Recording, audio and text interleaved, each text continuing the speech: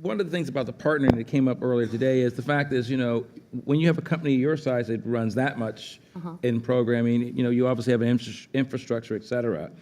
Any word of wisdom for the people out there who are, them and their buddy or whatever, who have great ideas, but the point is they don't have the infrastructure of a 44 Blue. How do you get off the starting block? I mean, what would be some word of wisdom?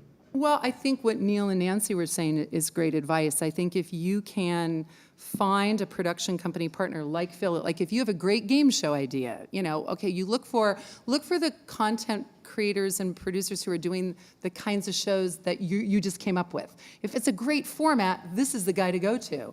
If it's a docu-series idea, if it's... Go to you. There you go. Or, so I think that's a good place to start. Find somebody whose content you like. And that happens to us a lot. People will call us and say, I love Lockup, or I love, Pipples and Parolees, or I love Married to the Army, and I want to do something like that. And so you feel like you'd be the right fit for us.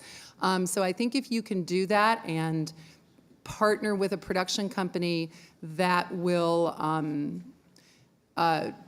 treat your idea with respect and the creative integrity and approach and tone that you are hoping it should have, or they can inform it and maybe help you shape it. Maybe you have something and they can give you a better idea of how to best get it out there.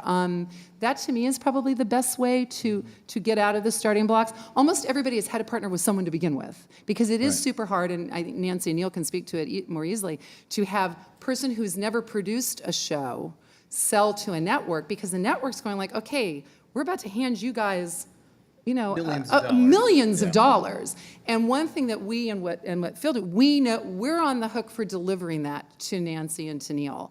And they have to have confidence that we have the infrastructure, and our T's are dotted and T's are crossed and I's are dotted, and the QC is there and the releases are there, and we've done our due diligence and we're delivering a product that passes all the levels of content and legal and quality control that they have to do to make the network.